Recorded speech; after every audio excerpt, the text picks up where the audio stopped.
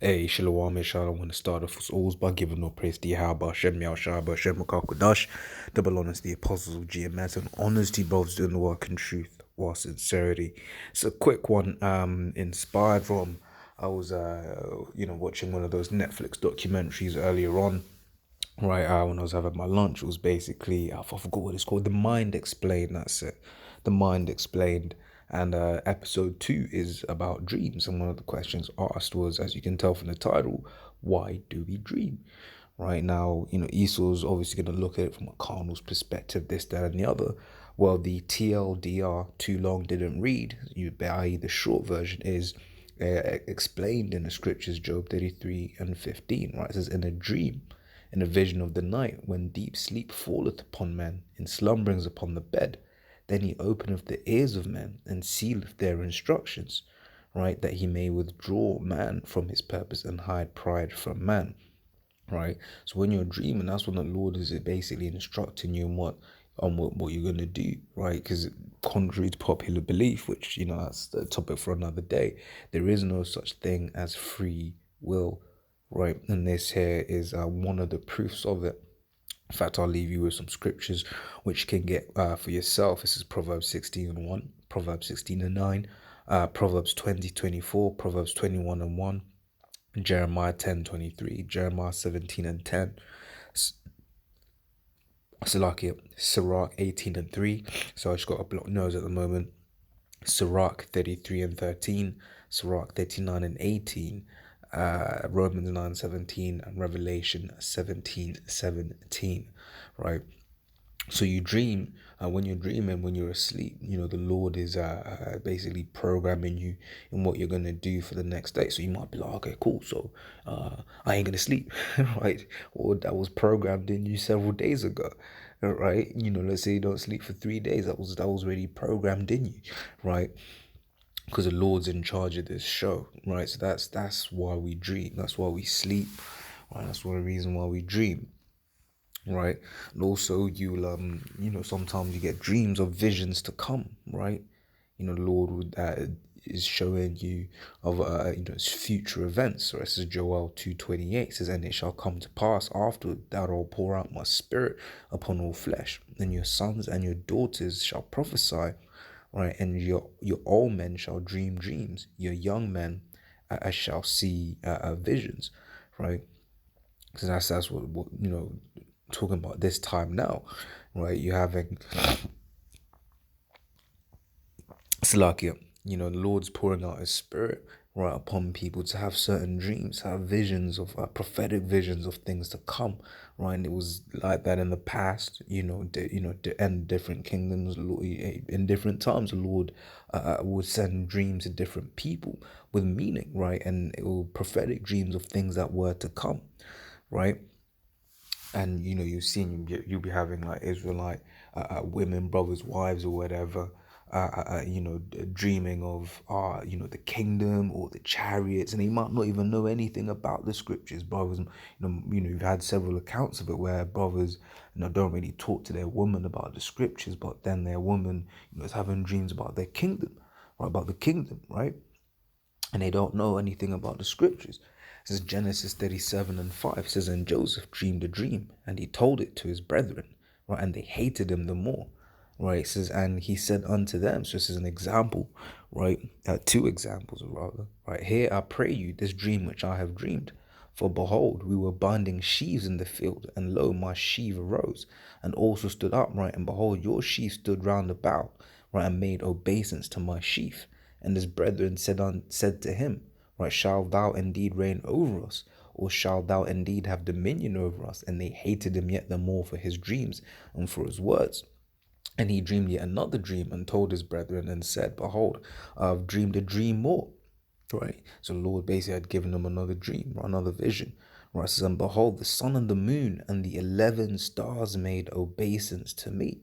Right. So for instance, this 7 is talking about stars, talking about the children of Israel, the 11 tribes. And obviously he is plus him, so 12 stars. When you read I believe in Revelation, talks about 12 stars, or stars of heaven. I think it's 12. It says 12 stars or something like that, or stars of heaven. I forget exactly, right? But that is in reference to this, right? Reference to the Israelites, right? Because that's what this, that part of the dream means. So, and he told it to his father and to his brethren, and his father rebuked him and said unto him, what is this dream that thou hast dreamed? Shall I and thy mother and thy brethren indeed come to bow down ourselves to thee to the earth? And his brethren envied him, but his father observed the same, right? So here, Jacob, Israel, he heard what Joseph had said, right? At the time he went down with it, but from a spiritual perspective, like, what is the meaning of this, right? And the second Ezra 13 as well, another example of the Lord dealing in dreams, right? When there are many, these is just two that I'd picked out. Right, it says, and it came to pass after 7 days I dreamed a dream by night, and lo, there arose a wind from the sea that had moved all the waves thereof. Right, it says, this is Ezra, the same as in the Old Testament book of Ezra, right? Second Ezra. Now, it's the Old Testament book of Ezra, right? It says, so did that even make sense? So this is Ezra, the same prophet who wrote the book of Ezra, right? Okay, I think I made sense that time. It says, and lo, there arose a wind from the sea that had moved all the waves thereof. And I beheld, and lo, that man waxed strong with the thousands of heaven. And when he turned his countenance to look, all the things trembled that were seen under him. And whensoever the voice went out of his mouth, they burned that heard the voice, like as the fire faileth when it feeleth the fire. Like as the earth faileth when it feeleth the fire. Right, so this is Ezra seeing the coming back of our Lord, right? When our Lord comes back, he's coming to destroy. You read Isaiah 66:15, right?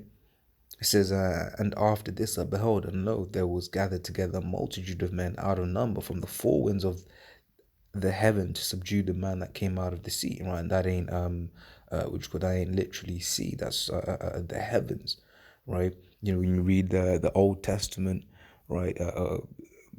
Genesis, talks about in the beginning it was the heavens. The word there's mayim, which is water, or rather yam makes it plural, so it's the waters, right? It says, but I beheld, and lo, he had graved himself a great mountain and flew upon it, right? It's just talking about the chariot of the Most High, right? Now, this is a vision, a dream that the Lord gave to Ezra way back when, and this still hasn't played out, right? It's talking about how the Lord Yahushua is coming back on, and this was before even Yahushua was on the scene as Yahushua, right? So this is a vision of things that was to come, right, far off in the future, right? So that's what the Lord will do. The Lord will give you a vision, right? And I got to get this as well, because sometimes the Lord might just send some demons to fuck with you in your sleep, right? Might have a fucked up dream, right? Just to fuck with you, man, right? It says Sirach 34, says the hopes of a man void of understanding are vain and false, and dreams lift up fools. All right, whoso regardeth dreams like him that catcheth at a shadow and followeth after the wind. The vision of dreams is the resemblance of one thing to another, even as the likeness of a face to a face. Of an unclean thing, what can be cleansed? Yeah, it goes into something else, but yeah. Oh wait, no, it doesn't. Verse 7, further down, verse 7 says, for dreams have deceived many, and they have failed them that put their trust in them, right? So yeah, it is true. All of those things are true, right? You can dream a dream, right? And then the Lord might just be giving you a dream to bug you out, right? And part that you might wake up, you're like, shit, what, you're trying to find the meaning of that dream. Oh shit, what that dream mean? Oh shit, this, that, and the other, right? And then you get other times when the dream just feels so. And like I said, once again, when brothers might recount stories that their wives have had, the dreams of the wives might have, the dream might feel hella real, or whatever, what have you. And then the brother's listening to it and he's interpreting what his woman has said, and then he's matching it up with the scriptures. Like, okay, yeah, that was a vision. The Lord gave her a vision, right? But hey, when I was watching that documentary, these guys were doing brain scans and this and that. They did a talk through history, and nowadays you get all of these scientists that basically don't regard dreams, as something. Oh shit! How can I forget? But another thing that they spoke on is the inspiration. You had I forgot the name of the song now, but you also had this artist. I'm trying to remember his name. So let me just open up my laptop. Dali, I think his name was. Just open up my laptop and remember his name. I had it written down.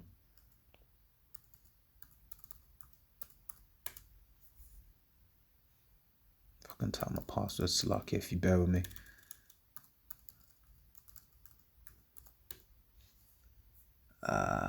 His name was Dali. Yeah, Salvador Dali. Right, he was saying, yeah, man, in what you call it? It's he was talking about, yeah, man, when I dream, I get, that's when I get my inspiration, basically. But then you also had, I forgot what the musician was called, but he basically was like, yeah, man, I just dreamed the song, right? But that was the Lord putting the inspiration into that man, right? This is Job 32:8 says, but there is a spirit in man, and the inspiration of the Almighty giveth them understanding. Also, second on the more important matter, right? It says 2 Timothy 3:16 says all scripture is given by inspiration of the Most High, right? So you might get people like, oh, but it was written by a man, but it was written by a man that was inspired by the Most High, right? And the word inspired, spirate, basically means your spirit, what was put into your spirit, right? It says for reproof, and is profitable for doctrine, for reproof, for correction, for instruction in righteousness, right? See if there's more in Job 32. Yeah, that's about it. To discern, to understand. The puff of wind, the breath, the spirit. Yeah, you see spirit there. Nashama, right? So yeah, like I said, that to answer the question, why do you dream? Well, we dream because the Lord is one, basically telling you what you're gonna do. Right when you're asleep, the Lord is basically putting those, what do you call it? Putting your programming, your instructions for you. Right, you're gonna do this. Right, you're gonna do that. Right, and also it's so that you can what do you call it? To give certain men, certain people visions of and prophetic visions of things that are yet to come, right? And as we read in Sirach, the 34th chapter, hey, sometimes dreams, don't even think about it too deep. You might dream a dream, don't even think about it too much, man. Right? Might dream a dream that fucks you up, right? And then you're bugged out for a while, but that's just Satan, right? Because why? At the end of the day, your faith has to be tested, right? So it's all to the Lord's, to the end, to the end of the Lord's will anyway, right? And hey, we didn't need no multi-billion-dollar, let's say multi-million-dollar research laboratories to find out, why we dream, right? We have these scriptures, right? That's what the scriptures also say. Scriptures speak about.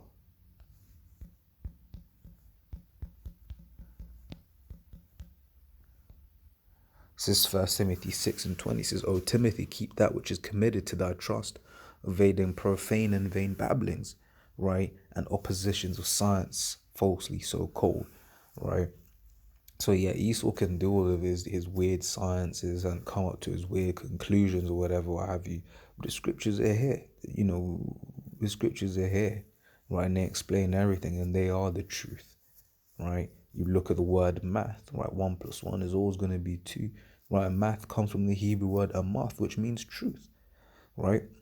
So yeah, Lord's will, that was edifying. Till the next time, Shalom.